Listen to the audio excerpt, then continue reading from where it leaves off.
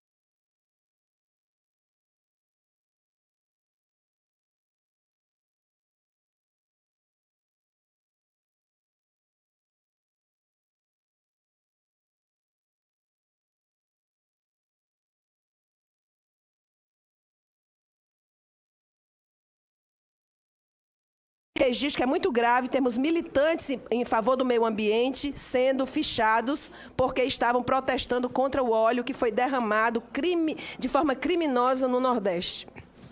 Senhor presidente, só para registrar aqui o apoio à polícia, que está colocando ordem na casa, né? Pessoas que não estavam protestando, estavam emporcalhando a rua, certamente elas não fazem isso na casa delas, e mesmo sem saber a origem ou qualquer coisa que seja, se bem que a origem existe o DNA do petróleo, que, salvo engano, a Petrobras já detectou que vem sim da Venezuela, mas independentemente disso, né? Pessoas que não ajudam e só vêm aqui querer atrapalhar e fazem da pauta ambiental uma política para tentar atingir o governo Bolsonaro. O governo Bolsonaro não deu causa a isso. O pessoal do Greenpeace teve a cara de pau de vir a público para dizer que existe tecnologia para você retirar as manchas de óleo que estão aparecendo, quando nas imagens a gente está vendo que os nordestinos é que estão, em boa parte, fazendo a limpeza daquele local, tratando muito bem das suas praias, e eu acho que a gente tem que ter esforços e energia para solucionar o problema, e não fazer disso uma mera disputa política. Então, o povo ordeiro de Brasília, que está indo e voltando do trabalho, agradece à Polícia Militar por ter acabado com essa baderna, e agora eu quero ver se essas pessoas que estão na polícia, se elas vão lá limpar. É óbvio que elas não vão limpar as ruas, né? Senhor presidente, só para constar aqui, matéria da revista Exame. Óleo achado em praias tem origem na Venezuela, diz laudo de universidade. É por isso que está o óleo no Nordeste e não no sul do Brasil. Mas o mais estranho é a característica peculiar desse óleo, para finalizar, senhor presidente, é que não é de fácil contenção. Não é aquele óleo que fica a flor da água e você cerca com boias e depois o retira. Ele fica debaixo d'água e ele só vem à superfície quando toca as praias. Então é difícil sim você retirar eles e exige, né, um esforço que tem sido feito pelo governo, Marinha, Defesa Civil, municípios, estados, todos tentando ajudar. Apenas a oposição aqui que tenta jogar isso daí na conta do governo, um acidente ao qual o governo não deu causa. Só isso para deixar registrado. A dizer aqui, o que eu vejo? A questão do Carlos Bolsonaro é usada aqui como moeda de troca, barganha, né? Convocá-lo, não convocá-lo, para mim é, sinceramente, até um tanto quanto indiferente. Acho que se ele vier aqui, ele vai falar muitas verdades, né? Como sempre, nas redes sociais. O que se tenta aqui é minar todas as pessoas que tenham alguma ascensão conservadora.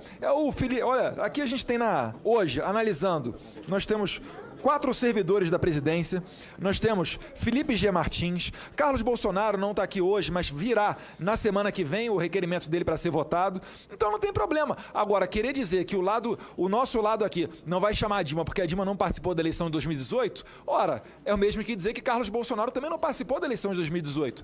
O que a gente está defendendo aqui é uma aprovação em globo para que ambos os lados, todas as vertentes políticas, ideológicas, etc., tenham a oportunidade de falar.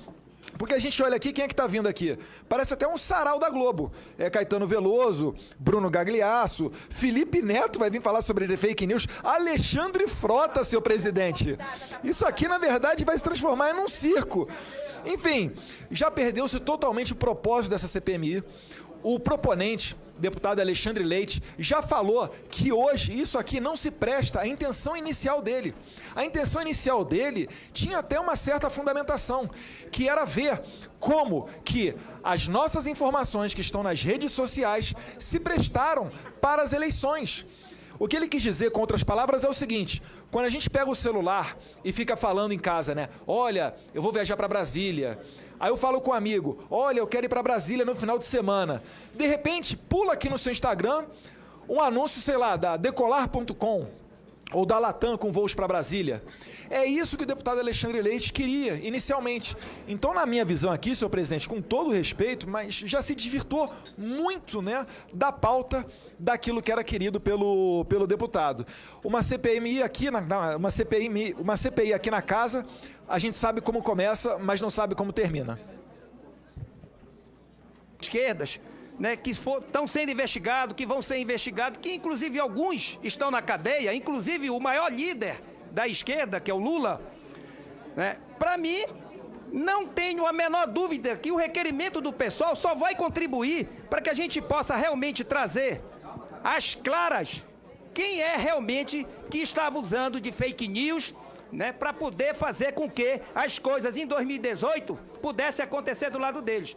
Ficou muito claro quando se viu e muitas vezes, dentro das internets da vida, ataques ao senhor Jair Bolsonaro, quando então candidato, que inclusive nem saiu de casa para fazer campanha. Mas era impressionante os ataques, que ele não gostava de viado, que ele não gostava de mulher, dentre tantas e tantas outras coisas que ele teve que aturar. Ele que disse. Mas não foi ninguém do lado dele que faz isso. Foi ele que disse. Não foi ninguém do lado dele. Era a esquerda que plantava isso. Foi E agora vem dizer disse, aqui deputado, que entrou com requerimento para querer apurar alguma coisa do lado do governo. Ora, senhor Ivan Valente, que venha. Nós não temos o menor receio do seu requerimento. Nós vamos enfrentá-lo. O governo não tem menor receio. Estão aqui os 2 filhos do Bolsonaro, está faltando o Carlos aqui. Não quero aqui fazer defesa, mas tenha certeza, o teu partido, que é, sim, um puxadinho do PT, está com o teu líder na cadeia. E não vai ser diferente com tantos e tantos outros, meu amigo. Pode vir. Presidente, não sei que... Só para a gente lembrar aqui que uma matéria fake news da Folha de São Paulo foi utilizada para abrir um processo do PT contra o presidente Jair Bolsonaro e que acabou sendo absolvido Jair Bolsonaro. O mesmo não se pode dizer sobre Fernando Haddad, que utilizou funcionamentos em massas para tentar reverter a imagem ruim do PT durante a campanha eleitoral. Depois de enganar o povo, depois de ter esquemas com o BNDES, enviando dinheiro para a construção de Porto de Mariel em Cuba pelo Odebrecht, metrô na Venezuela, hidrelétrica na Nicarágua, perdão de dívidas de países africanos, uma hora o povo cansa. Bolsonaro, para ganhar, não precisa fazer fake news. Para ganhar do PT é só falar a verdade, presidente. E ele passou 77% do tempo da campanha eleitoral ou em casa ou no hospital. E a revolta da população com o PT era tão grande que as pessoas fizeram campanha de graça. E agora querem pegar essas pessoas e dizer que elas são robôs. Aí não adiantou. Aí tenta dizer que é Caixa 2, não adiantou. Aí tenta dizer que é MAV, não adiantou. Tomou pau no TSE, que inocentou Jair Bolsonaro. Haddad foi condenado. E como última instância do terceiro turno, tentam trazer agora esse debate para esta CPMI aqui da fake news. O delegado Herder Mauro falou muito bem. Não temos medo da verdade. O pessoal vai vir aqui, vai falar. Agora eu quero vir aqui quem a gente está querendo convocar e eles estão barrando. Palocci, para falar sobre o dinheiro que ele entregava para Lula em caixas de uísque. A senhora Mônica, que fez junto com seu marido campanha para Nicolás Maduro, Mônica Santana. E tantos outros que foram presos. Tem André Vargas. A lista é extensa, senhor presidente. Ela não se extingue aqui, mas é necessário deixar registrado esse ponto. Muito obrigado. O que está em jogo aqui, presidente, é a tentativa de cercear a liberdade de pensamento, de expressão e até mesmo a liberdade de imprensa. Então, os grandes veículos de mídia que acompanham essa CPI, que devem estar incentivando muito do que acontece aqui, tem que tomar cuidado, porque existe sim uma tentativa de tentar manipular o debate público contra o nosso presidente democraticamente eleito. Cabe lembrar que pela primeira vez na história do Brasil, não foram as elites que trouxeram a público o nome de um candidato à presidência da República, mas foi o próprio povo, por meio da liberdade trazida na internet, que trouxe o nome do presidente Jair Bolsonaro, que era um nome totalmente fora das elites burocráticas e da elite social do Brasil. Então, o que está tentando se fazer aqui é tentar cercear a voz do povo, é tentar dizer, falar sobre algo que sequer tem um consenso acerca do seu conceito jurídico. Nós não temos hoje uma delimitação, um acordo, um consenso do que seja sequer fake news. Não temos a criminalização disso. Não temos sequer um conceito, ou seja, o que se está tentando fazer aqui é criar uma narrativa, porque até agora não veio nenhuma evidência, nenhuma prova de supostamente ter havido qualquer coisa contra o nosso presidente. Então, o que a gente está assistindo é uma tentativa da oposição de criar uma narrativa falaciosa. Eles implantam primeiro uma notícia nos meios de mídia para depois, baseados nessas notícias que eles mesmos plantaram, chamar pessoas para tentar manipular novamente o debate público. O que está acontecendo aqui é uma manipulação do debate público, porque não, sequer nós temos evidências.